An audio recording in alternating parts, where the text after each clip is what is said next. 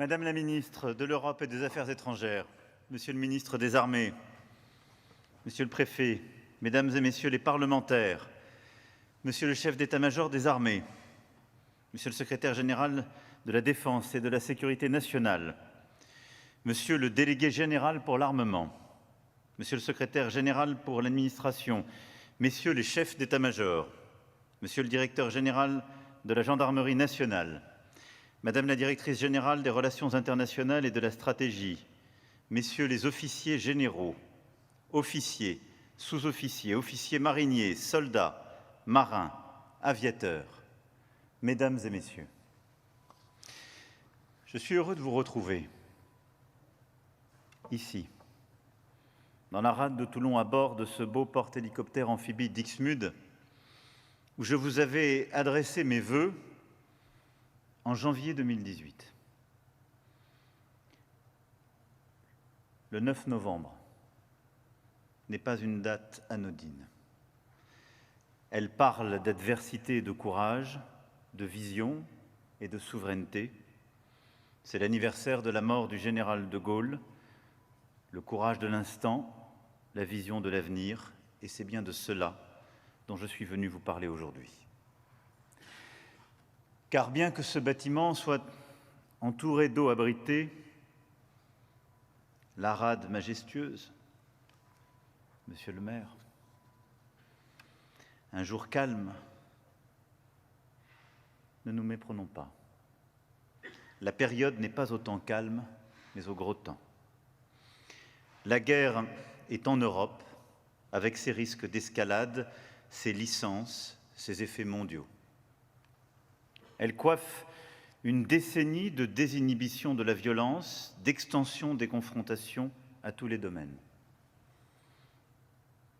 Elle marque aussi un saut sans précédent dans l'univers hybride, qui est certes aussi vieux que la guerre, mais dont certaines puissances ont su intégrer et décupler les pratiques néfastes à l'ère digitale.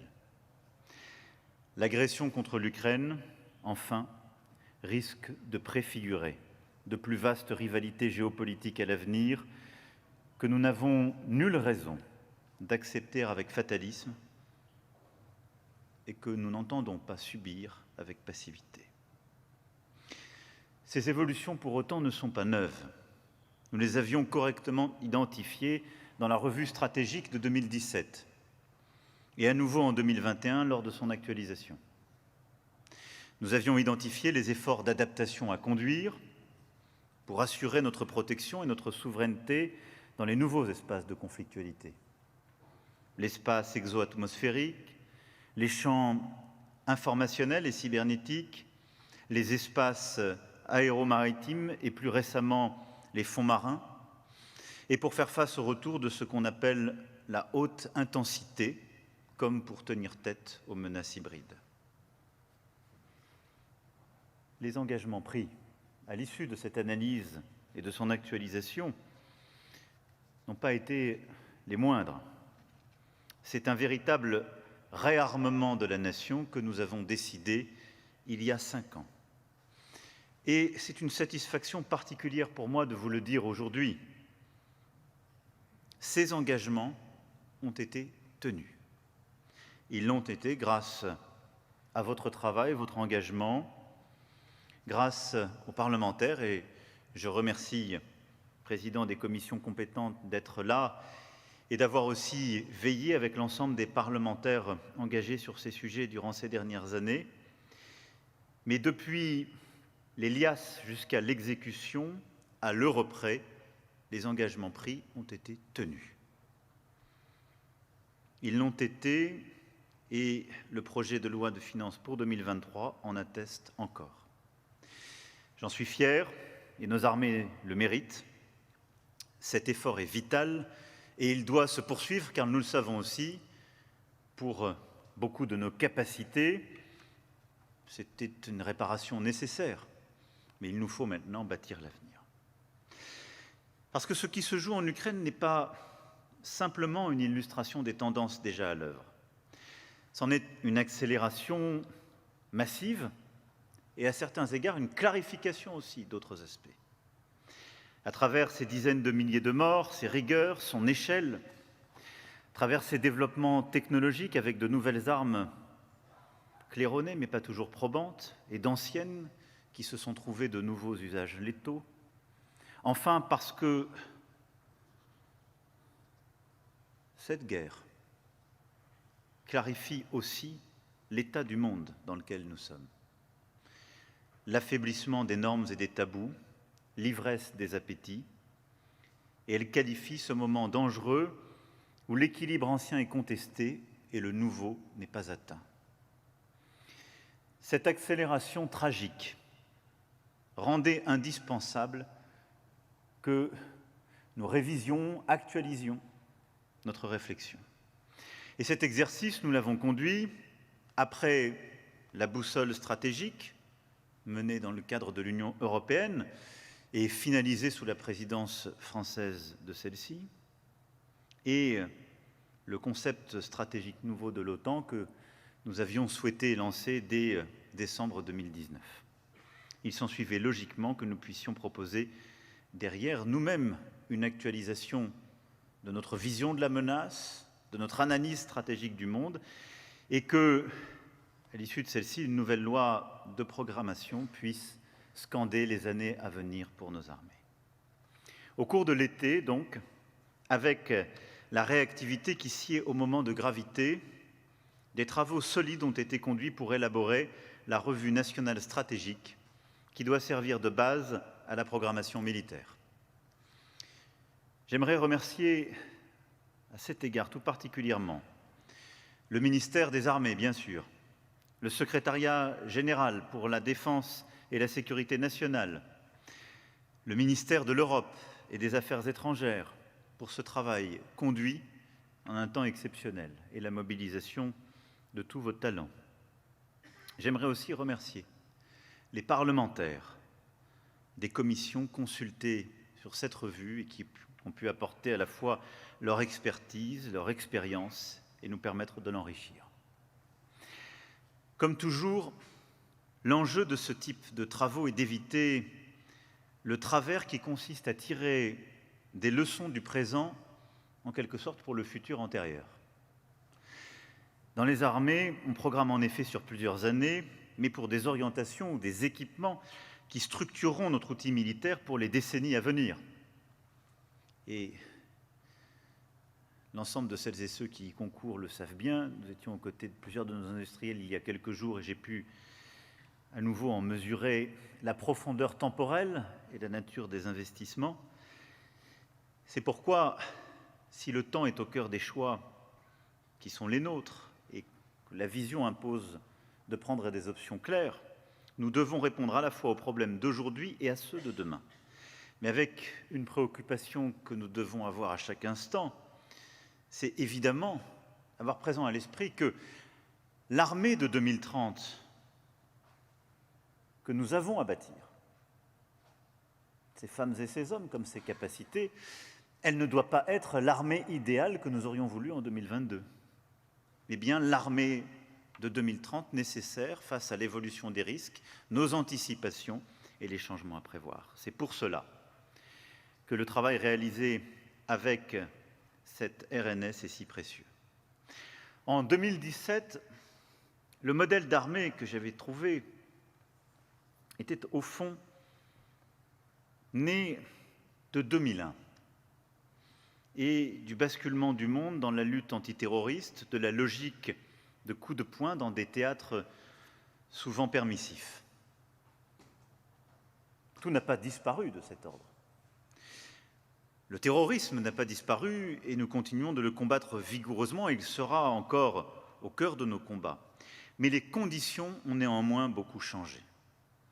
Nous avons réparé nos armées, durci le modèle pour faire face aux défis du jour et prévoir l'avenir. C'était indispensable. Du reste, certains des défis d'aujourd'hui seront durablement avec nous. Et en particulier, quand la paix reviendra en Ukraine, il nous faudra là aussi en tirer toutes les conséquences, c'est-à-dire bâtir véritablement une architecture de sécurité nouvelle et un cadre rénové de stabilité et de contrôle des armements où l'Europe sera autour de la table. Mais il y a aussi les défis du futur. Le risque de guerre de haute intensité entre États, les tensions croissantes en Asie, l'usage généralisé des drones, y compris dans les domaines où ils sont encore rares aujourd'hui, la banalisation des missiles dont on voit les premiers effets en Arabie, aux Émirats ou à Kiev, l'abaissement du seuil du cyber, les technologies de rupture, le quantique, l'intelligence artificielle, l'hypervélocité, et notre environnement plus général où pèsent les risques sanitaires comme les risques climatiques.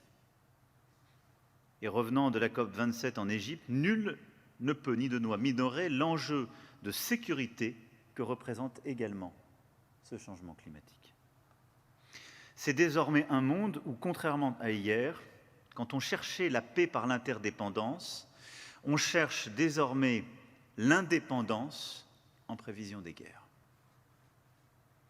C'est tout cela qu'il faut anticiper, c'est-à-dire une révolution copernicienne du mode de conception des conflits, de notre géopolitique, et des révolutions aussi qui se sont fortement accélérées ces 5 dernières années sur le plan technologique et qui vont continuer de le faire.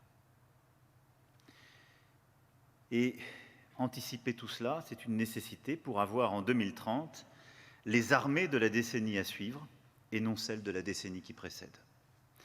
Et poussant plus avant le propos, c'est aussi ce qu'il faut pour avoir non seulement les armées, mais également l'industrie de défense, l'économie et la société qui concourent à la souveraineté. Car l'un des enseignements des temps que nous vivons, c'est qu'il faut réapprendre à mobiliser les forces vives de notre nation, de ses entreprises, de ses femmes et de ses hommes, au service de notre souveraineté, comme je l'ai porté avec constance ces derniers mois. Alors, quelle est la vision que porte cette revue nationale stratégique? C'est celle d'une puissance indépendante, respectée, agile, d'une puissance au cœur de l'autonomie stratégique européenne, avec un fort ancrage atlantique, mais aux avant-postes et au pivot du monde.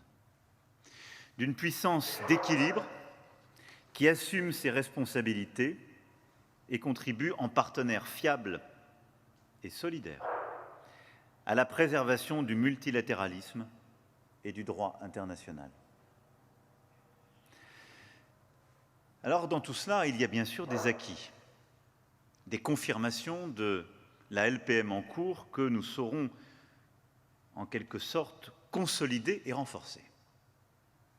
Conformément à ce que je viens de dire, des intuitions qui ont été confirmées durant les 5 années passées. Il y a d'abord, évidemment, notre appréciation de la situation, qui demeurera solide et souveraine, et qui, grâce à un effort particulier sur le renseignement, nous permettra de mieux connaître, comprendre et prévoir. Et les investissements que nous avons faits pour consolider, tant en matière humaine que technologique, notre capacité autonome de renseignement, d'intelligence, se sont avérés plus nécessaires que jamais. Nous allons évidemment les consolider et les conforter dans le temps. Ensuite, c'est la rapidité de décision et d'engagement. Et je veux ici le rappeler, nous avons une force, elle est institutionnelle, politique, organisationnelle, celle de pouvoir décider dans l'instant et de mettre en œuvre comme nulle autre puissance sur le sol européen ne peut le faire. Nous l'avons démontré avec Serval, nous l'avons démontré avec l'opération Hamilton, nous l'avons redémontré avec les décisions prises et le déploiement en Roumanie il y a quelques mois. Ceci est une force de nos armées. Elle le demeure plus encore dans le contexte géopolitique que je viens d'évoquer. Il y a ensuite, évidemment, la dissuasion nucléaire, cette dorsale de notre sécurité, crédible, moderne, dimensionnée dans le cadre d'une stricte suffisance. Elle continuera de reposer sur des principes simples et clairs. qui garantissent notre liberté d'action et assurent que nous serons préservés d'une agression majeure. Elle nous prémunit de toute agression d'origine étatique contre nos intérêts vitaux, d'où que vienne cette agression et quelle qu'en soit la forme. Ces intérêts vitaux, il est de ma responsabilité de les définir, de les actualiser. Du reste, comme je l'ai dit, il y a plus de 2 ans à l'école de guerre, et puisque c'est ma conviction, je le redis devant vous, aujourd'hui, plus encore qu'hier, les intérêts vitaux de la France ont une dimension européenne. Nos forces nucléaires contribuent donc, par leur existence propre, à la sécurité de la France et de l'Europe. Le redire ici est nécessaire, tant les discussions sur ce sujet se sont banalisées, là où il faut garder la même sobriété dans la doctrine pour garder la même crédibilité. Mais gardons-nous d'oublier que la France a bien la dissuasion nucléaire et gardons-nous parfois de dramatiser quelques propos. Notre capacité à défendre notre territoire métropolitain et ultramarin face aux menaces anciennes mais aussi nouvelles de la frappe dans la profondeur aux attaques cyber est également bien entendu au cœur de notre stratégie. Autre confirmation indispensable. L'Europe, en effet, n'est désormais plus à l'abri de frappes de missiles, de drones, et nous devons intégrer cette réalité. Car la technologie met désormais à la disposition d'adversaires, qui ne sont pas toujours des États, les moyens de frapper à distance. Je sais, j'ai pu lire, que d'aucuns en Europe y réfléchissent. Mais la défense aérienne de notre continent, c'est une question stratégique, solidaire et aux multiples ramifications, qui ne peut se résumer à la promotion d'une industrie nationale ou d'industrie tierce aux dépens de la souveraineté européenne. Elle mérite donc une approche inclusive, en profondeur, reposant sur une analyse stratégique et intégrant tout le spectre de notre défense.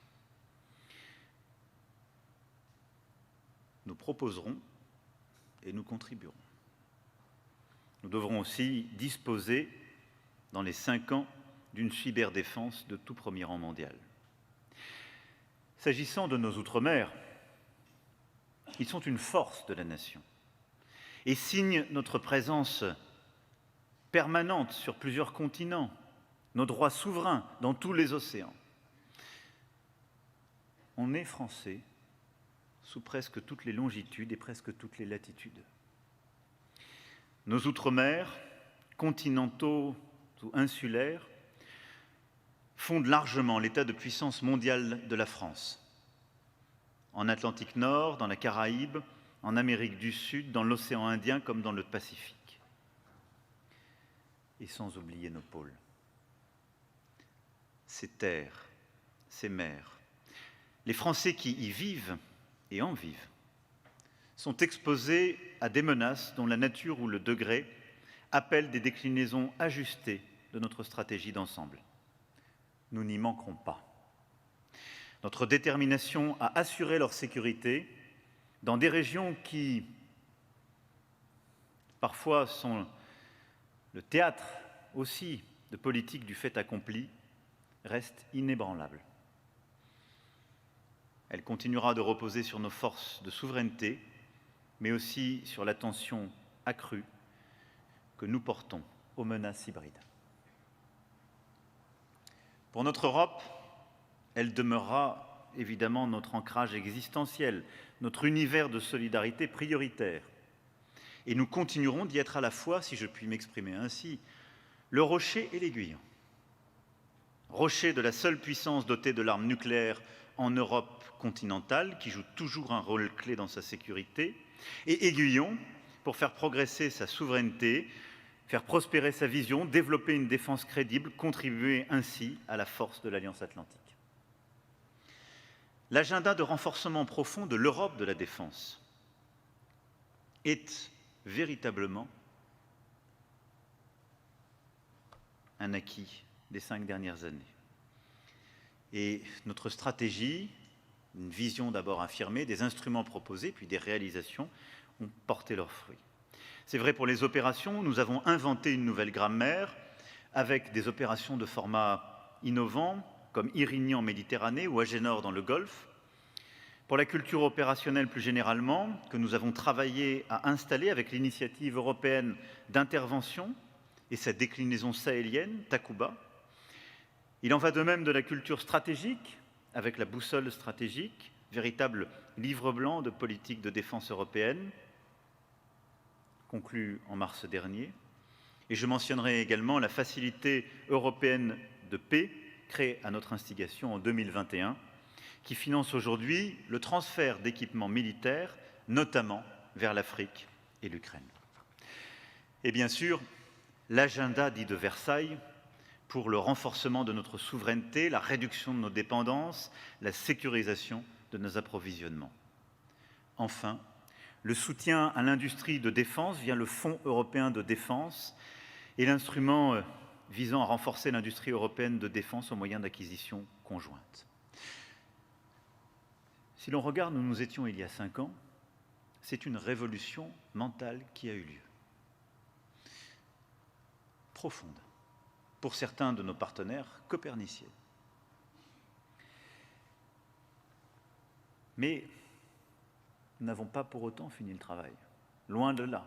Tout ce que je viens d'évoquer ici nécessite encore des consolidations, des confirmations, une plus grande rigueur, si je puis dire, dans l'application strictement européenne. Mais l'Europe, ce sont aussi nos partenariats avec les différents pays qui la composent et que nous entendons accroître significativement.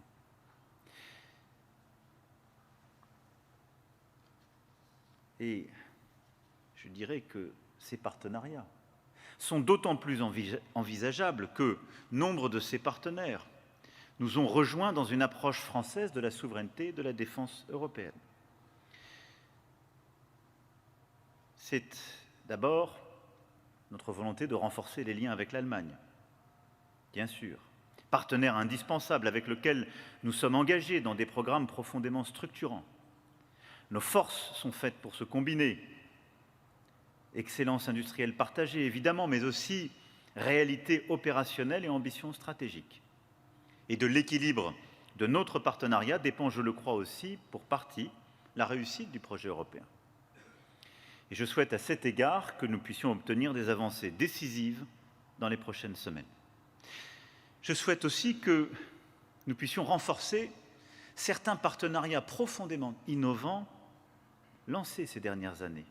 Celui, par exemple, lancé avec la Belgique, CAMO, qui permet de créer de l'intimité stratégique, opérationnelle et capacitaire et d'avancer de manière plus claire. Et nous en avons d'ailleurs testé là aussi toute la force dans les déploiements de ces derniers mois. Il nous faut également solidement engager des partenariats nouveaux avec l'Italie, la Grèce, plusieurs de partenaires avec lesquels nous avons conclu des accords récents importants, comme la Croatie, et pouvoir proposer, offrir, avancer avec l'Europe de l'Est, les pays baltes, les pays d'Europe du Nord, qui sont en attente à cet égard, de formes nouvelles de coopération, là aussi évidemment capacitaires, mais opérationnelles, stratégiques. Ce sera notre devoir, dans le cadre des exercices à mener, de savoir proposer ces formes de coopération innovantes. Et je crois pouvoir dire que nous nous appuyons évidemment sur notre force propre, notre crédibilité, mais aussi, pour ne citer qu'une partie d'entre eux, nos déploiements actuels en Roumanie comme en Estonie. L'ensemble de ces pays européens, qu'ils soient alliés ou non, savent qu'ils peuvent compter sur la France. Notre partenariat avec le Royaume-Uni doit aussi être porté à un autre niveau. Et je souhaite que nous reprenions activement le fil de notre dialogue sur les opérations, les capacités, le nucléaire et le domaine hybride, et renouer avec l'ambition qui sied à nos deux pays, amis et alliés. Un sommet bilatéral se tiendra au premier trimestre de l'année qui vient. Enfin, je n'oublie pas le caractère structurant que la Méditerranée orientale et les Balkans occidentaux revêtront dans les prochains mois et les prochaines années. Là aussi, membres de l'Union européenne ou pas, membres de l'OTAN ou pas, nous aurons à bâtir avec nombre de ces pays des alliances nouvelles. Tous ces efforts contribueront à la force de l'Alliance atlantique, même si ils ne s'y réduisent pas tous. L'Alliance reste un cadre essentiel pour la sécurité collective. Les circonstances actuelles confortent sa pertinence dans sa vocation euro-atlantique, en particulier à l'heure du pivot américain vers l'Asie. Et je crois que nous avons su démontrer ces dernières années que l'Europe de la défense renforçait l'OTAN et ne venait pas l'affaiblir comme certains voulaient le laisser croire. Elle la renforce, elle l'arrime dans ce qui est sa vocation, son espace d'intérêt, et elle en est une composante clé, comme la déclaration de Rome, signée à l'automne 2021 entre les États-Unis d'Amérique et la France, a permis très clairement de le rappeler. Dans cette alliance, nous continuerons de jouer un rôle d'allié exemplaire, capable d'assurer le rôle de nation cadre et de contribuer à la réassurance de nos partenaires et, si nécessaire, à la défense du flanc oriental de l'Europe. Ceci est essentiel pour l'avenir du projet européen.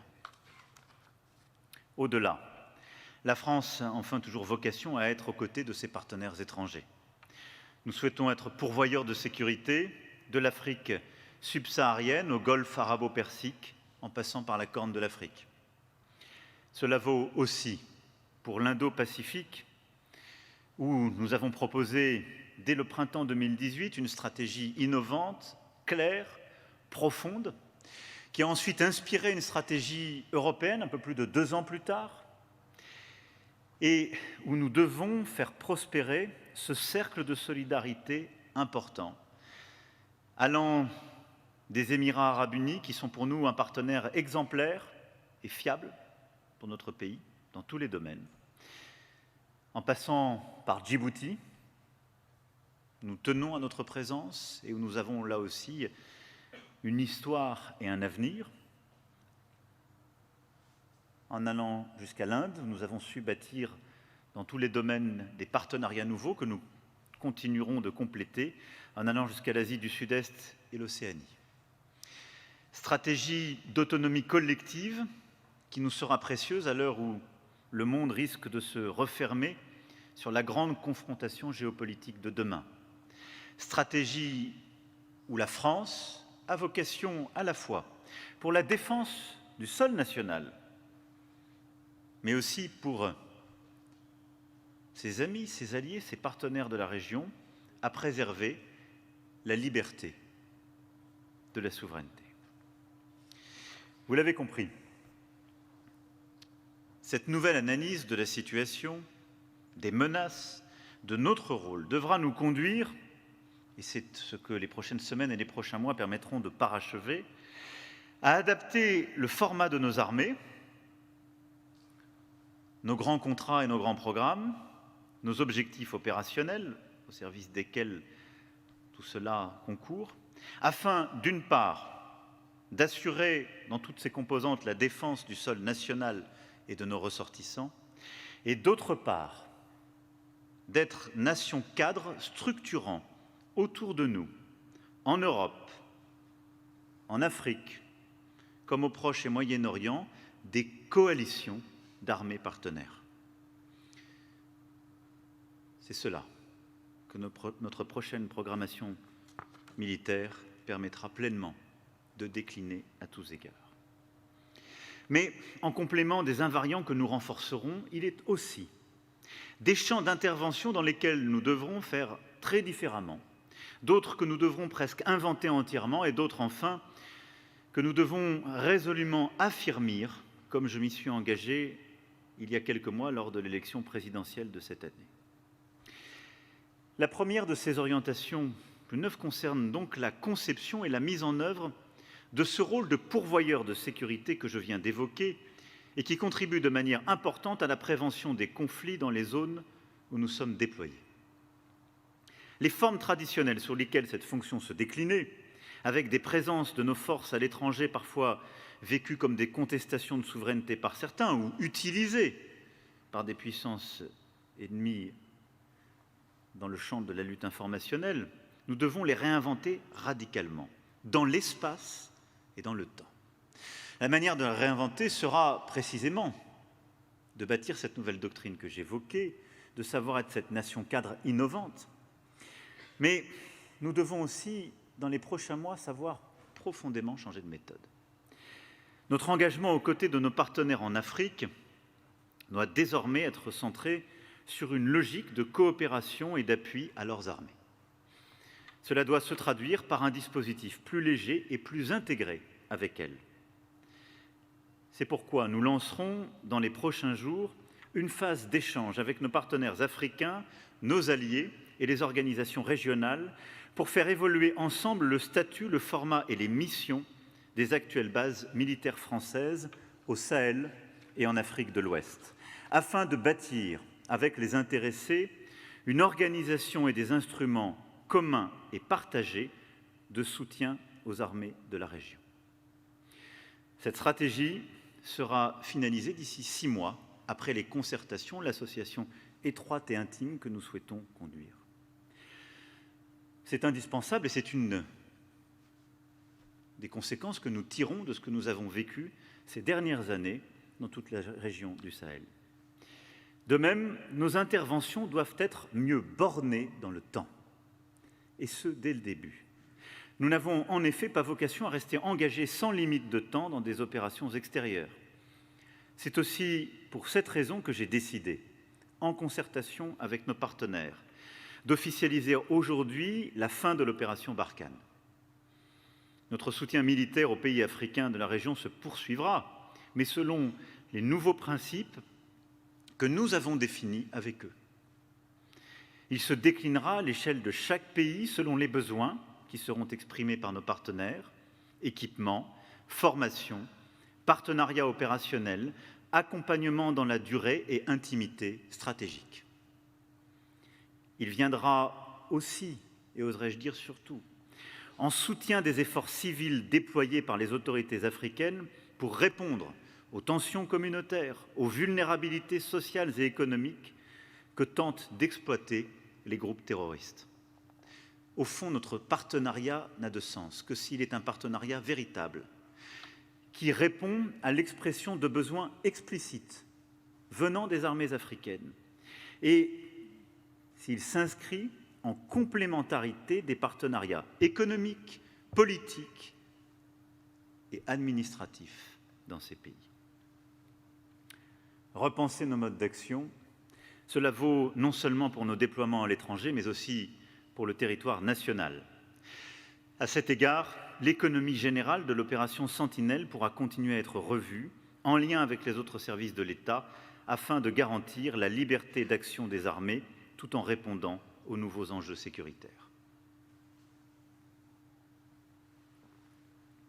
La deuxième grande orientation que nous devons prendre est celle du champ des perceptions dont l'importance va croissant et que nous devons investir avec une détermination nettement accrue. On a assez vu comment, en Afrique, et je l'évoquais implicitement dans les propos que je viens de tenir, ou ailleurs, souvent à l'instigation d'acteurs extérieurs, des récits malveillants s'implanter, être démultipliés par des jeux de miroirs, par des bots, des trolls, tout un bestiaire digital mis à contribution dans une manœuvre très bien intégrée, il faut bien le dire, par plusieurs de nos rivaux pour contester notre sécurité et notre rayonnement. Et propager, outre de faux récits, un appétit de violence, manipuler les populations civiles et, en quelque sorte, accroître encore l'hybridité des conflits. Nous ne serons pas les spectateurs patients de cette évolution. Nous devrons savoir la détecter sans délai, l'entraver et, à notre tour, mais à la manière d'une démocratie, la devancer, en user à notre profit dans les champs numériques et physiques. Convaincre fait partie, clairement, des exigences stratégiques. Mais nous devons profondément revoir nos voies et moyens de le faire dans ce nouveau contexte.